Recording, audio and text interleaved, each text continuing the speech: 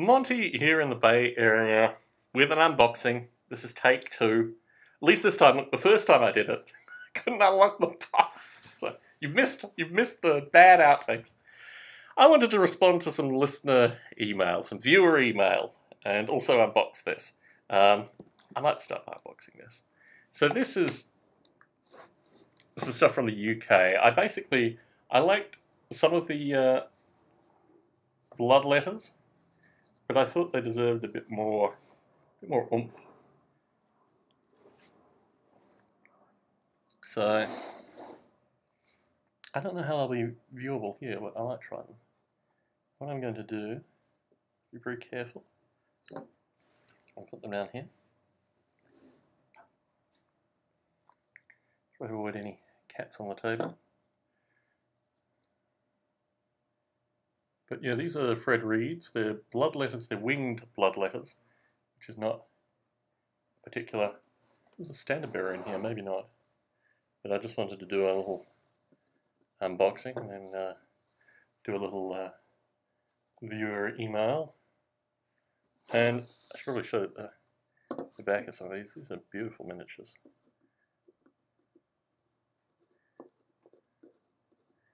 These are Fred Reed painted.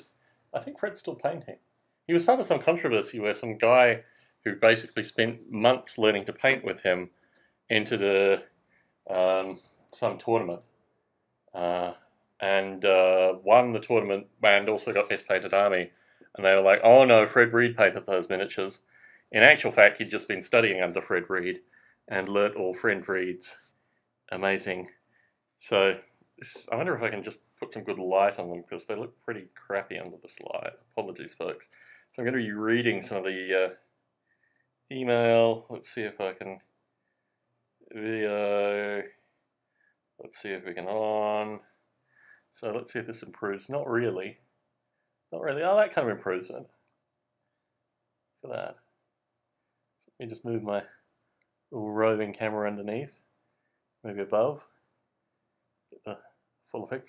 These just smell absolutely delicious. There's nothing like nicely painted, nicely varnished miniatures.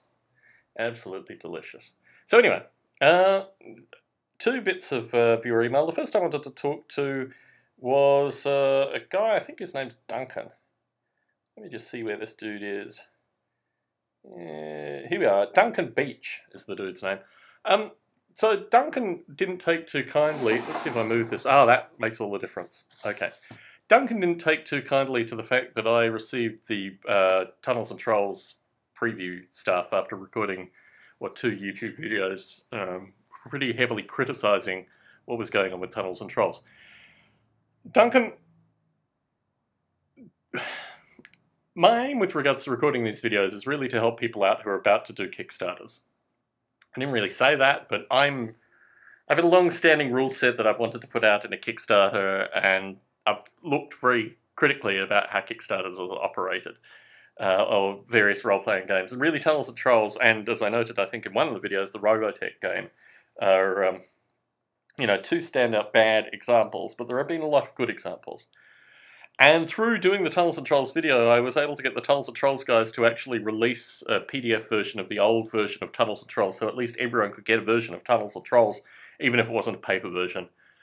Yeah, it is a bit hypocritical that the stuff, I got my stuff a little bit early. I didn't really get anything early. I got what they already had that they could print and send to me.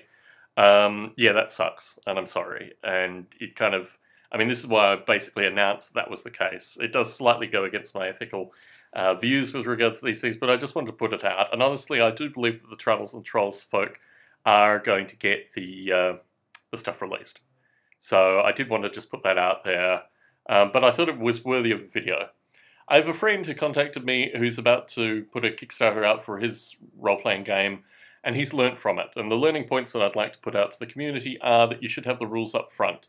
Maybe not the artwork, but at least the rules up front. I think you should share the rules as soon as the Kickstarter folk have contributed, and maybe the Kickstarter's come to an end. And you should actually use the folks who've contributed to Kickstarters as the playtesters, and get that so you have an active community. Tunnels and Trolls had an active community. I didn't know about that until I recorded the videos, I think. Maybe I discovered it a little earlier.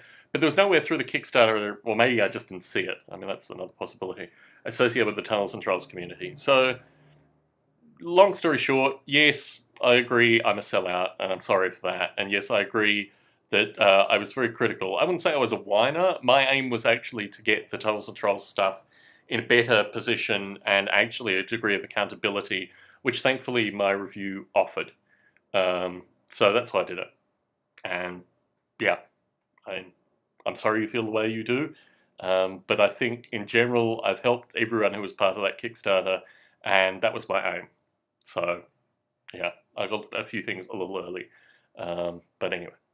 The second thing I wanted to talk about is, so I started this YouTube channel maybe 4 years ago because I recorded an audio podcast, and I'll turn the miniatures around so you can see some of the other slides while I tell the story, because it's a relatively long story and you might as well get some visual improvement while I tell the story.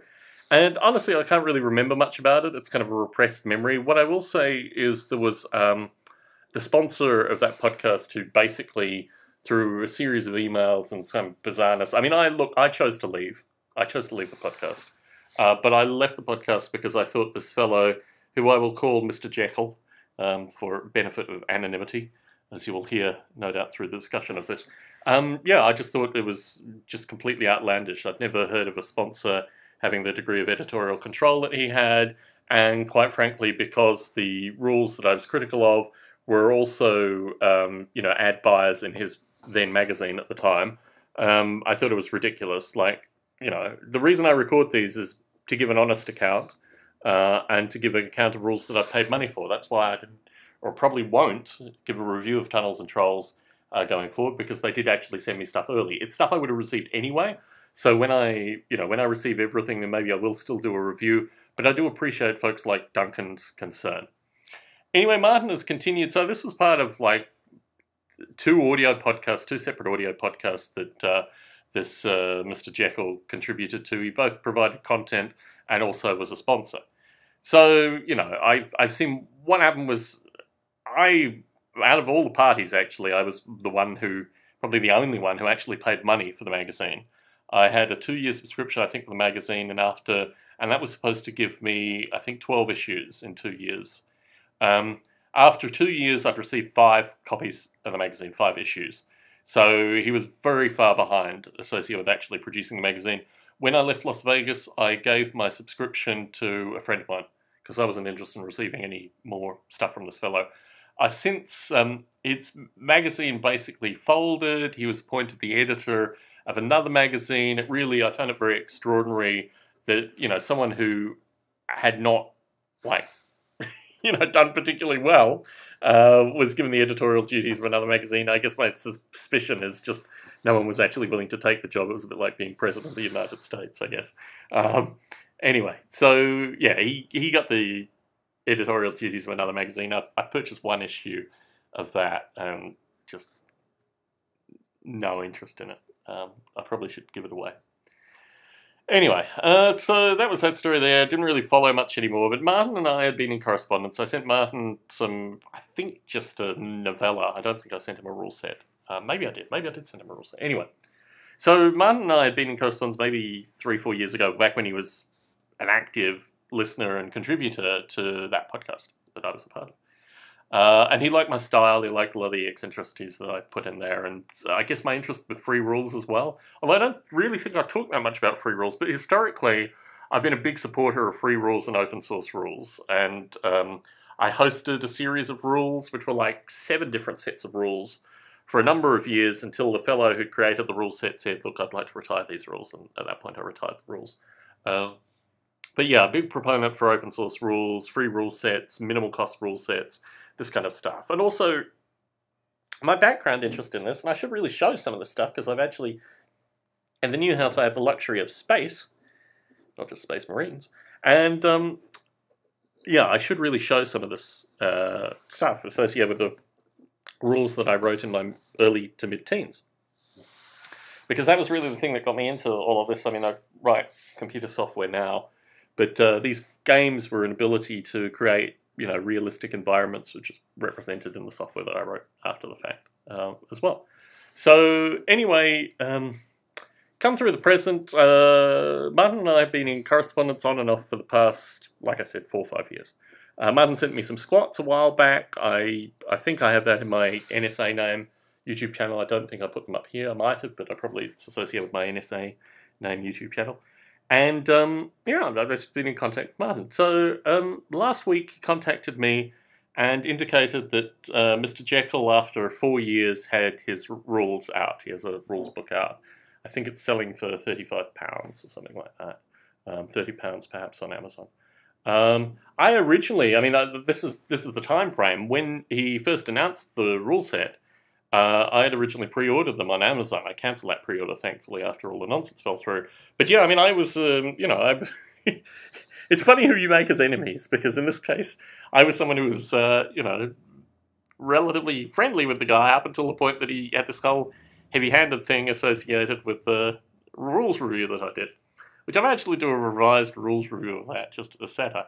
So anyway, Martin contacted me last week, and he said, this guy's got this rules out, but he's got some strange interaction with a charity where people have to buy his rules at Amazon cost price, so £30, and then he will donate the rules to a school.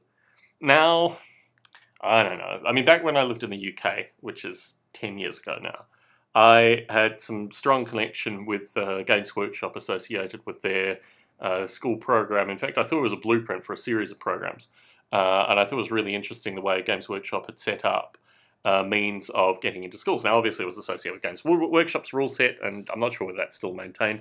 It was a relatively expensive undertaking for them, and they gave away a lot of stuff. I think they had both a free and a charged series, but enabled people to, particularly teachers, it empowered the teachers who were into Games Workshop staff to bring in miniatures and rules and get the kids painting and get the kids playing games. And they had all the, was it 40k and 40 minutes and all this kind of stuff, which I thought was all very interesting. I mean, obviously, it's based on a corporation, these kind of things, and it wasn't a charitable enterprise, but they certainly gave a lot of stuff away, and I thought it was very positive. So flash forward now to this system, and it seems to just be a promotional vehicle for, you know, Mr. Jekyll's rule set at cost price, which just strikes me as, I'm always concerned when you have charitable organisations and commercial enterprises kind of together, particularly because of the tax implications. And I think people quickly forget that a lot of these charities, and I've known this, I mean, when I lived in Vegas, you know, through a variety of connections with my in-laws, I knew people who were very heavily involved with these kind of corporate charities, which is just a really good way for corporations not to pay tax and not to put money into schools and a variety of other things.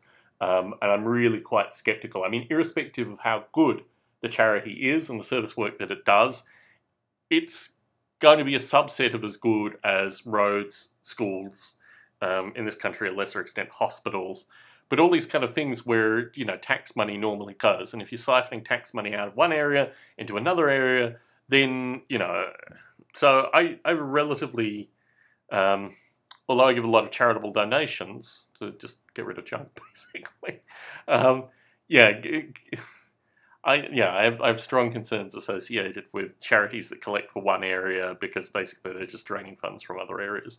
And I'm not going to talk about, you know, a variety of charitable aspects that are part of this, but, you know, you can probably fill in the blanks associated with how I feel about charities. So anyway, Martin contacted me and he said, so Mr. Jekyll is working with another guy who makes another rule set that I wasn't particularly pleased with. Actually, it's a fair to middling rule set, but I'm not naming them in this video because, well, you'll find out why in a minute. Anyway, so Martin, you know, Martin says what he thinks. And he commented that, quite frankly, he thought it would be a better use of people's time to actually put free rule sets into schools.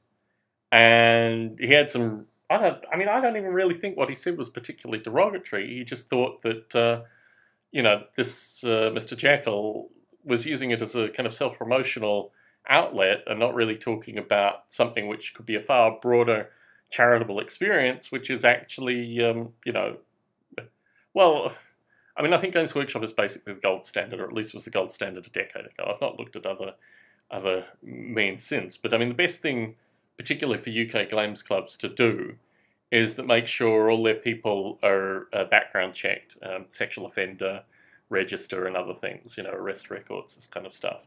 Because that firstly means that these groups can interact with young folk legally quite comfortably in the UK and get insured to do so.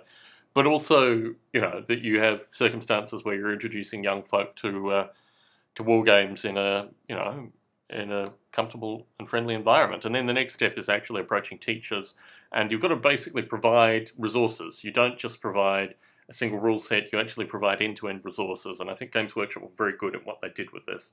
I don't think it's kind of continued on, unfortunately. It might have. I don't know. I haven't kept up with it. So anyway, Martin sent me today an email that he received from Mr. Jekyll, and I just think it's really disturbing. I mean, I think, firstly, I'm not in a position to interact. In fact, my active choice in these circumstances is not to interact, because, I'm not really willing to editorialize too much about this interaction, apart from the fact that I really just have no time for this kind of nonsense. I'm far more interested in recording YouTube unboxing videos and this kind of stuff, than interact with aggressive lunatics. But unfortunately, Martin kind of stepped into it, and I'm not 100% behind everything that Martin did in this interaction. I think it was relatively clear that his communication probably wasn't going to solicit a good reaction, and I'd already given him pretty clear indication from talking about my prior experiences with this individual that if you wanted calm, rational discussion, you were in the wrong place, because as soon as you come with even the hint that you might not be playing to his particular team associated with these things, you're going to get outlandish hostility, and this is what Martin received.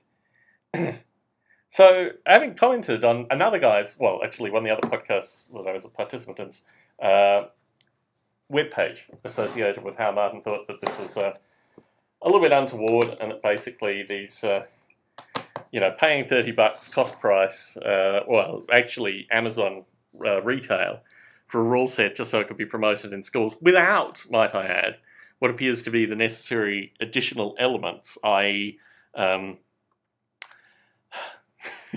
providing infrastructure, providing miniatures, providing things that enable this interaction to take place. Just buying books for the sake of buying books seemed to me to be really crazy. So my understanding is, and this again comes from Martin, that Mr. Jekyll refused any communication with him, and when he tried to have some discussion associated with this, basically Mr. Jekyll banned him from all means of public communication. Which is pretty well, my experience. I mean, yeah. Anyway, so in trying to solicit communication with Mr. Jekyll, Martin, well, I'll read this to you. I wish to draw the following provided to the police to your attention, so that you are under no misapprehension whatsoever that your behaviour towards me amounts to a breach of the law, constituting both harassment and, since you have been clearly trying to find out more about me without my consent, stalking. This constitutes a final warning. Can I point out here that my understanding is that this exists in both the UK, the US, and a wide variety of other places, is that you can't actually make assertions associated with a breach of the law. Like, breaches of the law are they're adjudicated upon. They can't be stated in this way. So it's kind of a curious way to do things, and I think it's kind of disproportionately aggressive. In fact, it's kind of curious that, Mr. Jekyll here is, making these kind of assertions. Anyway, he then spells out what harassment is. A course of conduct which amounts to harassment of another, and which the defendant knows or ought to know amounts to harassment of another. Again, I think that's pretty vague and really probably should be the subject of adjudication rather than just stated. Stalking. A course of conduct which is in breach of Section 1.1 of the Protection from Harassment Act 1997, a course of conduct which amounts to harassment, and a course of conduct amounts to stalking. He's not actually describing what the offences relate to. This means that there has to be a course of conduct which amounts to harassment, and in particular harassment that can be described as stalking behaviour. Okay. A course of conduct is the same as defined under Section 7 of PHA 1997 and referred elsewhere in this guidance. Definition of stalking, okay. Stalking is not legally defined, but Section 2A blah blah blah lists a number of examples of the behaviour associated with stalking. This list is not exhaustive one, but it indicates the type of behaviour that may be described in a stalking offence. These lists of behaviours include following a person, contacting or attempting to contact a person by any means, publishing any statement or other material relating to or purporting to relate to a person or purporting to originate from a person, monitoring the use of a person of the internet, email, or any other form of electronic communication, loitering in any place, whether public or private, interfering with any property or possession of a person, watching or spying on a person. Again, although this needs to be adjudicated upon, my understanding is trying to contact someone via email or other things does not amount to stalking. Although actually the definition of contacting or attempting to contact a person by any means is kind of curious. You may want to do that, but it may not be considered stalking. So anyway, I don't see any of this actually describing any behaviour here. If I ever receive any further contact from you whatsoever, or you attempt to make such contact by any means, electronic, email, postal, telephony, or otherwise, via an online channel, including YouTube, or you make any further online posts about me, or make any negative or inflammatory or libelous comments at any medium, or you seek to approach me in any way, then I shall immediately place this matter in the hands of the police and will not hesitate to press the maximum penalties available. I mean, I've had experiences with real stalkers. Stalkers that carry knives, stalkers that make threats against my friends, stalkers that will produce photographs of me and stab them in front of people I know. I've experienced stalking, and trying to get in contact with someone because they've made comments about you on the internet in response to comments you've made about them on the internet. Basically, the police tend to adjudicate this very swiftly. And if they were to do any investigation, I know about this. I mean, it's most recently, although this is a US case, came up with the Santa Barbara shooter when he tried to make claims and, counterclaims and all this kind of nonsense. And most police in most jurisdictions, particularly associated with cybercrimes, because I've also had some dealings with this, will not move forward in these kind of circumstances unless there's direct evidence to this case. So you can make all the kinds of threats that you want to make in these circumstances, but the police will very rarely act based on these threats. And typically they need to be real and substantive threats. They can't just be an attempt to try and contact you to respond to a post that you made in response to another post that the other person has made. And yeah, anyway, I think I probably still have the correspondence that I received associated with this fellow. What am I calling him? Jekyll? It was so outlandish, and my view is the best response is just to move on and let these nuts do their thing, because that's just the way nuts behave. This email is being copied to my solicitor and my contact in the police for the purposes of impartial recording of this message has been delivered to you, and that I shall also inform the guy who's running the charitable stuff, the investigator of the charitable wargaming books for schools scheme, that you are defaming the other fellow on the podcast, on whose blog you posted one of your defamatory comments, and the legal department of the publisher of the books, which, funnily enough, so maybe the publisher of the books is different than the magazine, anyway. And then he signs it. So this is just a usual aggressive bullshit crap nonsense that you deal with these kind of alpha personalities. I don't deal with these people. I extract myself from them. But here's the important point. These people produce work which they try to sell to people, and they try to sell them as rules. I'm not buying a copy of these rules, obviously. I'm not having anything to do with this. I just thought this was completely outlandish and worthy of me recording a little YouTube about. Having said that, I think Martin in particular should just move on from this. He's made his claim. There was a whole bunch of fanboys that commented against it. One made a point positively associated with the free rule set. But yeah, if this guy was successful in what he did, he wouldn't behave this way. Successful people do not behave this way. People who are not succeeding, thus creating these kind of charitable things to try desperately to sell their overpriced books, do these kind of things. Everyone else gets on with their lives. Anyway, I wanted to leave a brief review associated with this because I think this whole thing is nonsense, but I wanted to give an indication also to Duncan that there are people out there that will try and attack people that do rules reviews. I've actually historically been very friendly with Games Workshop Legal, and I've seen Games Workshop Legal react very stupidly to very positive online rules reviews and things like that, and people playing games and what have you. I'm really not interested in reviewing anything currently from Games Workshop, aside from showing their miniatures defaced and with wings added on. But yeah, look, yeah. I wanted to put this out there because, you know, Martin's a friend of mine. He's an online friend of mine who I've had correspondence with previously. He's got a great YouTube channel. He puts up a lot of nice stuff on there. And yeah, your energy's not worth wasting with these people. They play their little games. They do their little stuff. But at the end of the day, the instruments in which they create are, you know, created not through success, but through, you know, bottom scraping kind of behaviour. Anyway, I didn't use any real names in this aside from Martin. I'm certainly not going to use Mr. Jekyll's real name. And I didn't use any other names associated with this. So my view is this is a mythological tale of woe for someone who might be interested in this. But you might be able to fill in the blanks as well. And, you know, I'm suspecting that, you know, Mr. Jekyll has some friends. They probably want to comment on this. Don't be stupid. Move on. Nothing to see here. Or if you want to, just comment, you know. Far be it from me to stop any YouTube commenters. Anyway, Monty here in the Bay Area with this little tale of woe, signing out.